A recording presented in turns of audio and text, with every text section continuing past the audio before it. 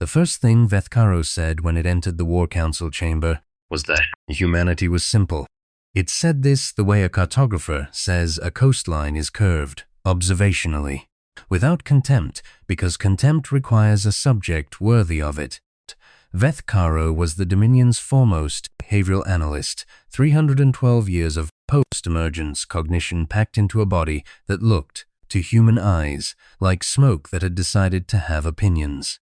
It spread its field tendrils across the briefing table and waited for its two colleagues to settle. Chapter, it said. The chamber was deep inside the Dominion command vessel unyielding premise, which had been parked in the outer belt of what humans called the Sol system for 11 months. The war was, by any rational metric, already over. Humanity's combined orbital defense platforms had been reduced to debris in the 6 weeks. Their ground-based launch infrastructure had been surgically removed by the Dominion's kinetic denial arrays. What remained of human resistance was, by every model the Dominion ran, the statistical noise at the end of a decided argument. And yet, Commander Solon, a veteran of the Cathosi pacification and 3 other successful first contact suppressions, set its secondary sensory cluster to low and listened. It had learned in 11 months to listen more carefully than its training required. Commander Mox did not listen. It was reviewing casualty projections on a private feed, its surface pigmentation cycling through the agitated amber that indicated it was not pleased with what it saw. Mox was responsible for ground operations. Ground operations had not gone well. The first case, Vethkaro said, concerns a subject we designated H7. Human female, late 3rd decade of biological age, former specialist in structural compression systems. She was captured during the Gdansk withdrawal, intact and uninjured. We began standard behavioral cataloging. It paused to project the imagery. A woman in a grey room, sitting across a table from a Dominion behavioral specialist. She was answering questions. Her face was doing something the Dominion's classifiers had initially struggled with. She was smiling, Solon said. She was smiling, Vethkaro confirmed. Classify 6 Alpha initially flagged this as a submission response. The literature suggests prey species sometimes display appeasement behaviors when cornered. But watch the duration the footage ran. The specialist across from H7 asked questions in translated human speech. H7 smiled and answered them. For 4 hours, the smile did not diminish. It did not escalate. It did not read as fear on any of the biometric instruments arrayed beneath the table. The classifier recalibrated 17 times, Vethkaro said. By hour 3, it had labeled the smile as a possible threat response. By hour 4, it had simply stopped classifying it and flagged the whole session for manual review.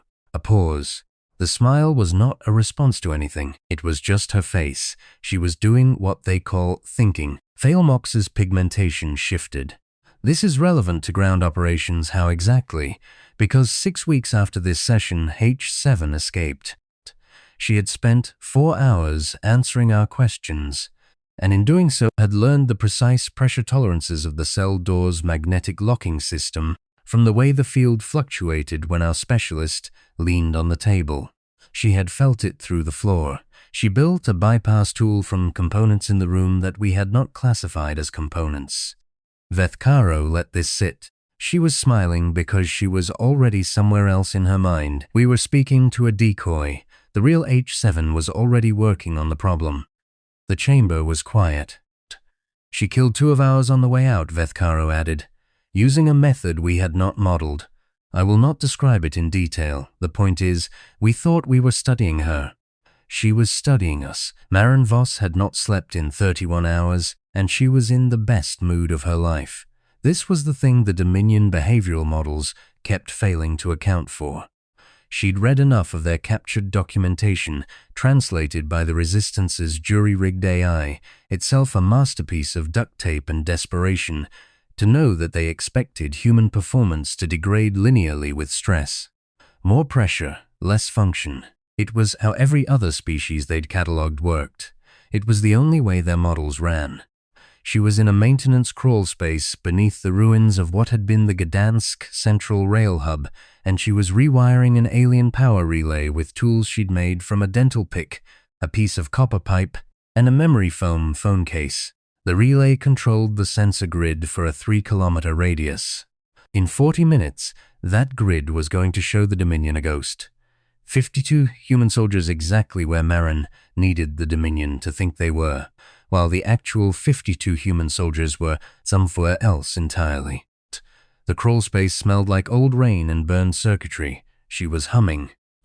It was something her mother used to hum in the kitchen, a tune without a name, just a thing her mother's hands remembered that her mouth had never bothered to identify. Marin didn't know she was doing it until she caught herself, and then she let herself keep doing it because it steadied her hands. The relay sparked once, twice. "Talk to me," said Corporal Henrik O.C. from the crawl space junction 6 meters back. He was watching the corridor with a borrowed sidearm and the expression of a man who had run out of the kind of fear that causes problems and was operating purely on the kind that sharpens you. 2 more minutes. They shifted the sweep pattern. So we have 90 seconds. No, Henrik. You're humming. I pause. Is that good or bad? It's good, she said.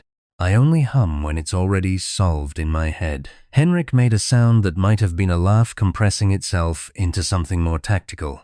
Okay. 90 seconds, she said, and connected the final lead. Chapter 2, Vethkaro said, concerns a unit we classified as Ghost Detachment 14. 16 individuals, mixed background, operating in the Northern European theater. They were declared neutralized on day 41 of ground operations. We had confirmed thermal elimination of all 16 biological signatures. Phaelmox's pigmentation had gone a deep, troubled ochre. They reappeared on day 60, Vethkaro continued. Not as biological signatures, as effects, supply disruptions, sensor anomalies. 3 personnel losses attributed to environmental factors that subsequent analysis suggests were not environmental. A pause. On day 77, they destroyed a Class 3 distribution hub using a methodology our engineers have still not fully reconstructed. On day 90, they were declared neutralized again. How many times? Dreesolon said. Were they declared neutralized? 7. Vethkaro let the number stand alone. After the 4th declaration, our behavioral models stopped distinguishing between Ghost Detachment 14 and the possibility that the Northern European theater was simply haunted. It was not a joke. The Dominion did not joke. But there was something in the phrasing that Dreesolon had begun to recognize over 11 months of contact. The place where Vethkaro's careful academic language started to fray at the edges, the small linguistic ticks that meant even the behavioral analyst was somewhere slightly outside its training. The critical case, Vethkaro said, is Detachment Leader Voss. The imagery changed. A thermal reconstruction, small figure, low heat signature. She had learned to regulate her thermal output. We are still not certain how. Humans do not have voluntary control over their thermal regulation systems. Our models say this is impossible. And yet, Dreesolon said, and yet, she also developed what we initially classified as erratic behavioral noise, unpredictable movement patterns, randomized timing on all operations, no discernible tactical logic. Another pause, longer. We eventually realized the patterns were not random, they were jazz. Phaelmox looked up from its projections for the first time. Clarify. A human musical form predicated on structured improvisation, real-time composition within a loose framework. The rules exist, but the application is different every time. She was running military operations on a jazz logic. Every time our models predicted what she would do next, she was already doing something else, but it was not chaos. It was a coherent system that we could not read because we were looking for repetition, and she never repeated. Vethkaro's field tendrils retracted slightly.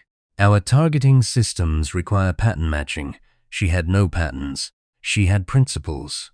The second time the Dominion declared Ghost Detachment 14 neutralized, Marin had been sitting in a collapsed basement in Poznan, watching 2 of her people play chess on a board scratched into a piece of door panel with a nail. Private First Class Thomas Bury was winning, which he always did, and Private Alexandra Wanat was losing, which she always did, and neither of them had any interest in changing the dynamic because the game was not really about chess. It was about the 40 minutes of almost normal that chess allowed them. "They've updated the sweep signature," said Sergeant Dio Fasola from the monitoring station, which was a stolen Dominion sensor node wired into a repurposed car battery. He said it with the same tone he used to report everything, mild, informational, like a man giving a weather update for a city that only experienced weather as an abstraction. "How far out?" Marin asked. "Hour, maybe less if they moved the secondary array." Marin looked at the chess game. She looked at the 17 faces in the basement with her, 16 detachment members, and one journalist named Peter Havili, who had been embedded with them since week 3 and had stopped flinching at loud sounds somewhere around week 6. Peter was in the corner writing in a notebook with a pencil, always writing. Marin had stopped asking what. "Okay," Marin said, "here's what we're going to do. We're not going to be here when they sweep." "We weren't here the last 4 times either," Thomas said, moving his bishop. "We'll keep the streak going, and then what?" Marin looked at the Dominion sensor node, then at the car battery, then at the ceiling where she was doing architecture in her head. "We're going to become something they can't scan for." "Which is?" "Something that doesn't look like a threat." Alexandra looked up from the chessboard. "We don't look like threats anyway. We look like we haven't slept since the war started." "Exactly," Marin said. "We lean into it." Chapter 3, Veth, Caro said. Both commanders were fully attentive now. This had been the dynamic of the past few months. Veth Caro's briefings started academic and became something else. Dri Solon had begun leaving extra time in its schedule afterward to process. The Dominion's observation protocols, Veth Caro said, were designed around the principle that surveillance is a one-way relationship. We watch. The subject is watched. The subject does not know what watching costs the watcher. That's inherent to surveillance, Failmark said.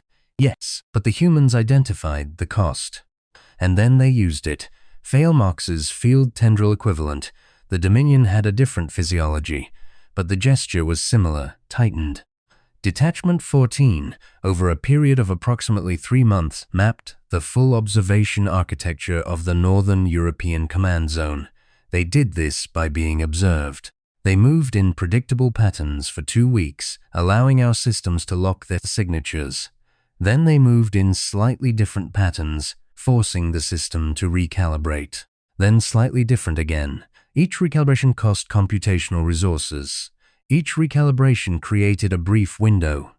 Veth Caro paused. They were not evading our surveillance. They were teaching it to chase the wrong things. They trained our system the way you would train an animal.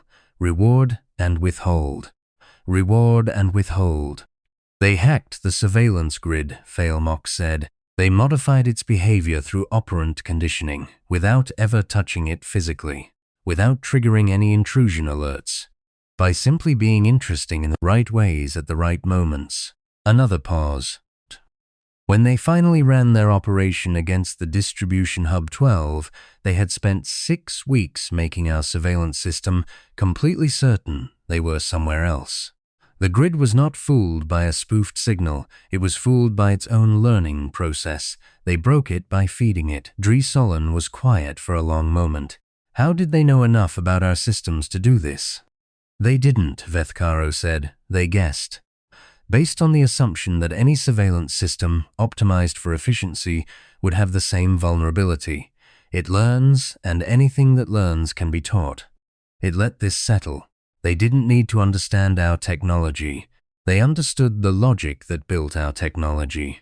The logic is the same regardless of the species. The distribution hub went down at 03440 local time, which was the dead center of the Dominion's lowest activity window, which Marin had calculated by watching when the sweep cycles slowed for 7 consecutive nights. She didn't know why the cycles slowed. She didn't need to. She just needed to know that they did. The operation itself was not complicated. Complexity was something you used when you had resources. The detachment had 17 people, 42 kilograms of salvaged materials, and a plan built on the principle that the Dominion's technology was impressive, but its assumptions were not. The assumption was that nothing could get inside the hub without triggering the perimeter sensors. This was true.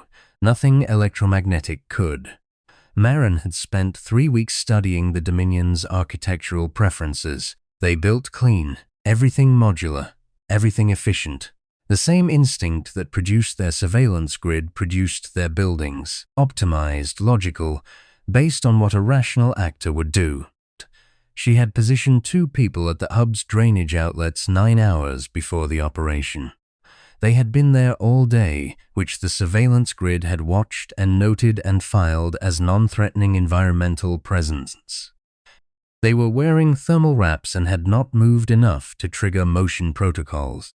They were non-entities by the time the grid had seen them for 6 hours. At 0340, they were inside. The rest was 45 minutes of careful, deliberate humming work. Peter was outside with Henrik watching the perimeter. Marin had started letting Peter come on operations around week 7, partly because Peter had turned out to be unexpectedly good at sitting still for long periods, and partly because Marin had started to think that whatever Peter was writing down might eventually matter to someone. "You know what gets me?" Henrik said quietly to Peter in the dark outside the hub. "What?" "They came here with everything, every advantage, every technology. And we're beating them with patience and music theory." Peter didn't answer right away. "Then, that's not what you're beating them with." "What then?" "You can't be catalogued," Peter said. "That's what's beating them. Every species they've ever beaten, they figured out the pattern, filed it away. The pattern told them what the species would do under pressure. And they were right." A pause. "You don't have a pattern. You have 17 different patterns and they all cooperate. They've never seen that." Henrik thought about this. "Marin has a pattern. Marin's pattern is unpredictability. That's not a pattern they can model." Inside the hub, Marin connected the last relay in the sequence and sat back and looked at what she'd built. It was not beautiful in the way that engineered things are sometimes beautiful. It was beautiful in the way that a solution is beautiful. It was exactly sufficient. It would do exactly what it needed to do and nothing extra. She was humming again. She let herself have 30 seconds of just sitting there in the humming blue light of alien technology, in the deep smell of something the Dominion used instead of lubricant, which smelled somehow exactly like a greenhouse in November, cold and alive and full of things waiting. She had lived inside this sensation for 11 months, the compressed present tense, where there was no before and no after, only the specific problem and the specific hands solving it. Then she pressed the sequence and got out. "The Forthace," Vethcaro said, "is the one I have been building toward." The chamber was very quiet. The unyielding premises processing hum was the only sound. High Command approved my request to conduct a direct field assessment. I argued that the behavioral models had reached a limit of what they could produce from captured data and surveillance footage. I argued that direct contact was necessary. The models needed calibration data that only proximate observation could provide. "You went down," Dreesolon said. It was not a question. I went down. Vethcaro's field tendrils moved in what Dreesolon had come to recognize as something like discomfort. I embedded with a forward assessment team in the Northern Theater. Standard camouflage, standard suppression protocols. We observed detachment 14's operating for 11 days. And? A long pause. On the 3rd day, they knew we were there. I am certain of this in retrospect. They gave no indication of it. They continued operating normally. They continued to display all the behavioral signatures my models predicted. They continued to be exactly what I expected them to be for 8 more days. Failmox was very still. On day 11, I realized I had been observing a performance, not a deliberate fabrication. They were genuinely doing what they appeared to be doing, but I understood when the realization came that I had been watching the surface. They had made it easy to watch the surface by making it coherent and legible. While I was watching, they were. Vethcaro paused. They were reading me. Explain. The human designation Voss sent one of her people to make incidental contact with my assessment team. Her person appeared to be a non-combatant. She was collecting scrap materials from a demolished structure 40 meters from our position. Over 4 hours, she was within our sensor range. And she was also, we determined afterward, taking extremely precise measurements of everything our equipment emitted. Passive collection. She was smiling. The silence stretched. She looked, Vethkaro said, exactly like the subject in the Chapter 1 footage, the same quality of surface expression. The same quality of being somewhere else entirely in her mind. I recognized it while watching her, and I still could not account for it. The recognition did not translate to capability. I knew what she was doing, and I still could not find the mechanism to interrupt it, because interrupting it would have required revealing ourselves, which would have cost us 11 days of position data. So you watched her watch you, Dreesolon said. So I watched her watch me, yes, and I understood then that this is how they have been surviving. Not through superior technology, not through superior numbers or resources or strategic genius, but through a quality that I have found extremely difficult to model because it is not a tactical behavior. It is more like another pause. Longer than any previous. It is more like a way of being in the world, present, improvisational, capable of finding meaning in the immediate. They are interested in things, genuinely interested. The woman collecting scrap was also, I think, genuinely interested in what she was learning about us. It was not pure instrumentality. She wanted to know. That wanting animates them in ways that our models, which assume information seeking is a means to an end, cannot fully capture. Vethkaro's field tendrils spread across the table and then slowly drew in. I returned to the vessel after 11 days with more questions than I entered with. I have spent 2 months attempting to frame those questions in terms that our models can process.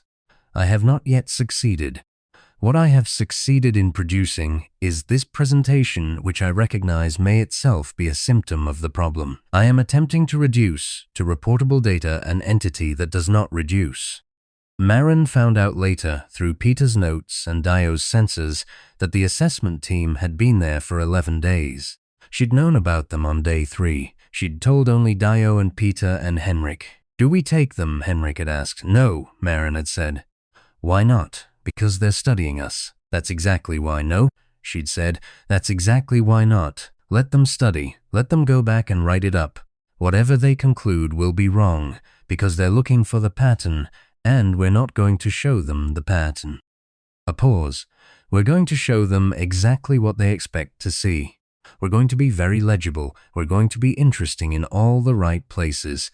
Like a decoy," Dio had said. "Not a decoy, a classroom. We're going to teach them something false, and they're going to learn it very well." Peter had written it down. Peter wrote everything down. Marin had stopped wondering what for. Over the next 8 days, the detachment ran its operations with slightly more observable logic than usual, not dramatically more. Just enough that a watching intelligence would see structure where there had previously been noise. Just enough that the behavioral models would update. They have learned. They are consolidating. They are settling into a pattern. The models would be confident. The models would be wrong. On day 11, she'd sent Yuki, Private First Class Yuki Tanaka, who had been a material science student and could eyeball tolerances to within 2%, out to the rubble site with a scavenging cover story and instructions to spend 4 hours being fascinating in the wrong way. Yuki had smiled the whole time. She'd reported back that it felt like smiling at a camera, technically one way, emotionally mutual. "They know you know," Henrik had said to Marin afterward. "Probably. And they went home. Which means they're going to report. Which means their command is going to make a decision based on the report. Which means if we know what they concluded, we know what they're going to do. And we know what they concluded." Marin had thought about it. 11 days of showing a behavioral analyst exactly what she wanted it to see. 11 days of being studied. Close enough, she'd said. We gave them a story.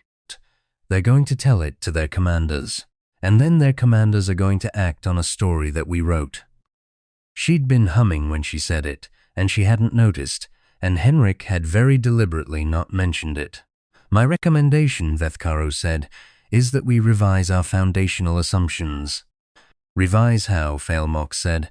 There was something in the tone, something careful. We have been modeling this conflict as a resource asymmetry problem. We have superior resources. They do not. The expected outcome is our victory in a time frame determined by our operational tempo. Vethkaro paused. I recommend we consider an alternative model in which the relevant asymmetry is not resources but adaptability, in which we are, in fact, the ones whose behavior is becoming predictable, in which the extended duration of this conflict is not a delay before our victory but evidence of a trajectory we have not yet fully characterized. Silence. You're saying we might not win, Failmok said. I am saying that the confidence interval on our victory models should be substantially wider than it currently is. I am saying that our behavioral certainty, the foundation on which our operational planning rests, may be compromised. I am saying that we have been studying them for 11 months, and the entity we have most successfully catalogued is ourselves. A long pause. I am saying that somewhere in the Northern European theater, there is a human who knows what I am saying right now better than I do, because she spent 11 days teaching me to say it. The message came through Dio's sensor node at 0617, a Dominion command frequency transmission, pattern compressed, the kind that took 11 minutes to decode even with the salvaged AI. When it came through, Marin read it twice. Then she sat down on a chunk of rubble and was quiet for a while. Peter sat next to her. Peter was always doing that, appearing next to people at the right moment, and not saying anything, which Marin had come to understand was its own kind of communication. It worked, Marin said finally. What worked? The report. Whatever Vethkaro wrote, it's cracked something in their command structure. They're debating. The models flagged our zone as she looked at the decoded text as presenting novel inferential challenges requiring strategic reassessment at command level. Is that good? It means they don't know what to do next. And a force that doesn't know what to do next starts doing things cautiously, and things done cautiously can be anticipated, and things that can be anticipated, she stopped. Can be addressed, Peter said. Can be addressed. Peter was quiet for a moment. Then, I've been writing everything down. I know. I don't know if anyone will ever read it. But I keep thinking, if someone does, someday maybe it matters that they know it wasn't strategy. Or not only strategy. Peter paused. It was Tomas and Alexandra playing chess. It was you humming in a crawl space. It was Yuki smiling at something she couldn't see. Marin didn't say anything. They couldn't catalog that, Peter said. They tried. 11 months of trying. And they kept coming back with novel inferential challenges because the thing they were looking for, the pattern, the system, the logical structure that would make us predictable, it was never there, because that's not how it works for us. How does it work for us? Held up the notebook, months of observations, hundreds of pages, cramped handwriting, margins filled with asides. We just keep going, Peter said, because we're interested, because the problem is still there, because the person next to us is still there, because the day isn't done yet, and there's still a thing to do, and the thing to do matters, and the mattering is enough. A pause. They model enough. They don't have a variable for it. Marin took the notebook and held it for a moment, feeling its weight. Paper and graphite and months of being present, which was the only thing she'd ever really known how to do. Then she gave it back. Keep writing, she said. She was humming again by the time she stood up. The tune without a name, the thing her mother's hands remembered. It floated up through the ruined city and vanished into air that tasted like winter and changed light and the distant smell of something burning out. The Dominion's models did not have a variable for it. They would keep running anyway. So would she.